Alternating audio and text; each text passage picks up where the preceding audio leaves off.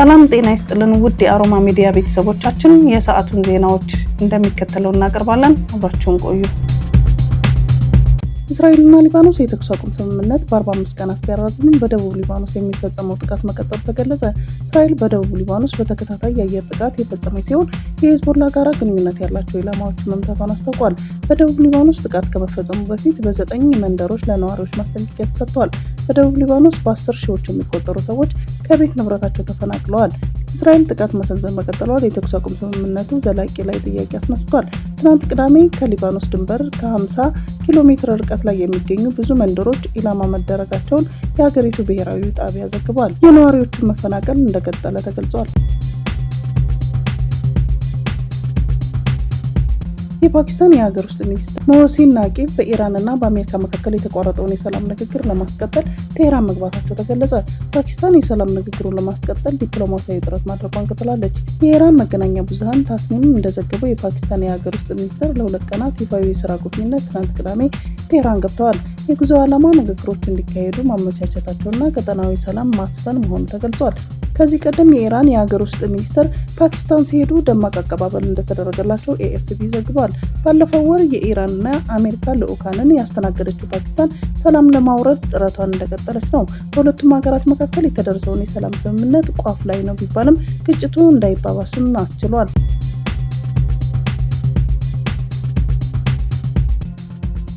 የትግራይ ክልልን ስልጣን የሚረከብ አዲስ ኃይል እንዲመጣ ፌዴራል መንግስት ኃላፊነት ወስዶ ግፊት ያድርግ ሲሉ ጄኔራል ሳሞራ ዩኑስ ጥሪ ያቀረቡ። ሰሞኑን የተደረገው የፈረሰ ምክር ቤትን ተጠቅሞ ውዝፍ አመራር ወደ ስልጣን የመመለስ ተግባር ህዝቡን ለከፍተኛ ስጋትና ጭንቀት የዳረገ ክስተት ነው ብለውታል። ጄኔራል ሳሞራ ዩኑስ ወቅታዊ የትግራይ ፖለቲካዊ ሁኔታ አስመልክተው ከወጋግታ ጋዜጣ ጋር በትግርኛ ቋንቋ ባካሄዱት ቃለ ምልልስ እንደገለጹት የህወሓት አመራሮች ሰሞኑን የወሰኑት ህገወጥ ውሳኔ ህዝባዊ ድጋፍ ያለው እንዲመስል ብዙ የፕሮፓጋንዳ ስራ ቢሰራበትም እውነታው ግን ከመቶ በማይበልጡ ሰዎች ምክክር ብቻ ውስጥ ለውስጥ ተወስኖ ተግባራዊ የተደረገ የጥቂቶች ፍላጎት መሆኑን አብራርተዋል። ድርጊቱ በጣም መጥፎ ሲሉ የገለጹት ጄኔራል ሳሞራ በሀገር ውስጥም ሆነ በውጭ የሚገኙ የትግራይ ተወላጅ በዚህ ድርጊት እጅግ መቆጣቱን ገልጸው የዚህ ዋና ዓላማ ደግሞ ስልጣንን ለማስቀጠልና ከተጠያቂነት ለማምለጥ ታሳቢ ያደረገ ተግባር ነው ሲሉም ገልጸውታል። በጄኔራል ሳሞራ እምነት ይህ እንጠየቃለን ስጋት የፖለቲከኞች ብቻ ሳይሆን የክልሉ ወታደራዊ አዛዦች ስጋትም ጭምር እንደሆነ በማብራራት ሁለቱም ተቀናጅተው ይህንን የፈጸሙበት ምክንያት ተጠያቂ እንሆናለን ከሚል ስጋት የመነጨ እንደሆነ ያብራራሉ። የፌዴራል መንግስት ጉዳዩን በረጋ መንፈስና በብስለት ሊፈታ እንደሚገባው የሚመክሩት ጄኔራል ሳሞራ የትግራይ ህዝብ ከዚህ በፊት የእነዚህን አመራሮች መታገዝ እንደሌለበት በአጽንኦት ገልጸው ፌዴራል መንግስት ኃላፊነት ወስዶ አዲስ ኃይል መጥቶ ስልጣን እንዲረከብ ግፊት እንዲያደርግ አሳስበዋል።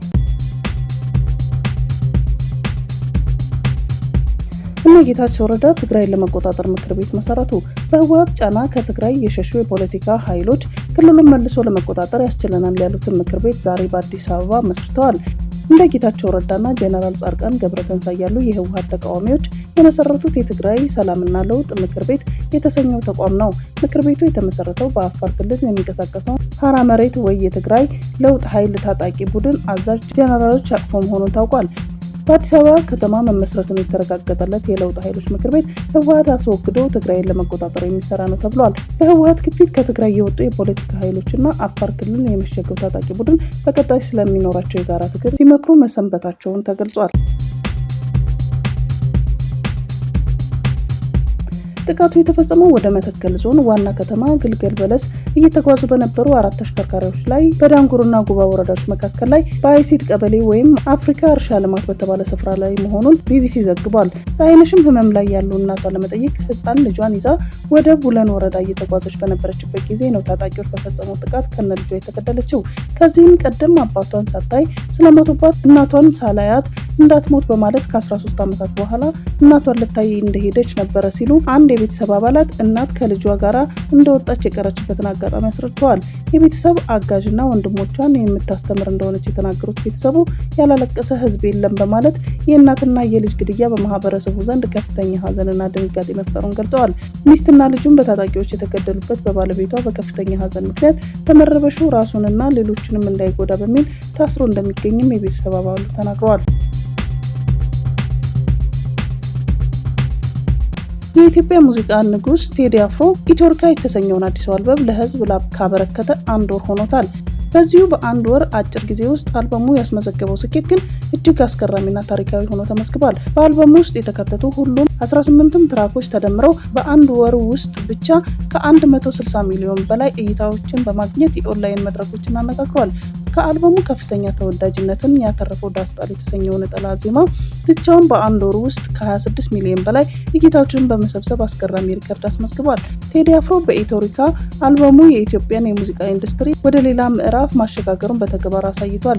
ይህ ውጤት ለአርቲስቱ ያለው ጥልቅ የህዝብ ፍቅርና የስራዎቹ ጥረት በግልጽ የሚያሳይ ነው ተብሏል። የኢትዮጵያና ኤርትራ ግንኙነት ወደ አዲስ ምዕራፍ ሊሸጋገር ነው እየተባለ ይገኛል። ከተለያዩ ወገኖች እንደሚሰማው ይህ ነገር የመሆን እድሉ ሰፊ ነው። በአፍሪካ ቀንድ ቀጠና ያልተጠበቀና አስገራሚ የፖለቲካ ለውጥ እየታየ መሆኑን የውስጥ ምንጮች ጠቁመዋል። የሁለቱም ሀገራት ግንኙነት ሙሉ በሙሉ ወደ አዲስ የትብብር ምዕራፍ ያሸጋግራል የተባለ ታሪካዊ ስምምነት ይፈረማል ተብሎ ይጠበቃል። ጠቅላይ ሚኒስትር አብይ አህመድ በቅርቡ ወደ አስመራ የሚያቀኑ ሲሆን በተመሳሳይ ሁኔታ ፕሬዚዳንት ኢሳያስ አፈወርቂ ወደ አዲስ አበባ እንደሚመጡም ተገልጿል። መሪዎቹ በሁለቱ ሀገራት መካከል ያለውን ግንኙነት በላቀ ደረጃ የሚያጠናክር አዲስ ስምምነት ይፈራረማሉ ተብሎ ይጠበቃል። ይህ ድንገተኛ ክስተት በቀጠናው የፖለቲካና የኢኮኖሚ ትስስር ላይ ትልቅ ተጽዕኖ ይኖረዋል ተብሎ በከፍተኛ ጉጉት እየተጠበቀ ነው።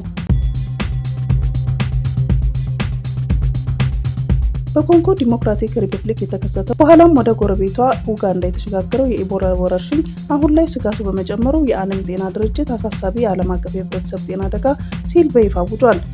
ይህ የቫይረስ ዝርያ የመጣውና እስካሁን የጸደቀ ክትባትም ሆነ መድኃኒት የሌለው ይህ የኢቦላ ወረርሽኝ እስካሁን የ88 ሰዎችን ህይወት ቀጥፏል። 246 ሰዎች በበሽታው መያዛቸው ተጠርጥሯል። ክስተቱ በአሁኑ ወቅት ልክ እንደ ኮቪድ-19 የዓለም አቀፍ ወረርሽኝ ምድብ ውስጥ ባይገባም የዓለም ጤና ድርጅት ዋና ዳይሬክተር ዶክተር ቴድሮስ አድሃኖም ግን የበሽታው ትክክለኛ ተጠቂዎች ቁጥርና የጂኦግራፊያዊ ስርጭቱ ላይ ከፍተኛ የእርግጠኝነት መጉደል እንዳለም አስጠንቅቀዋል።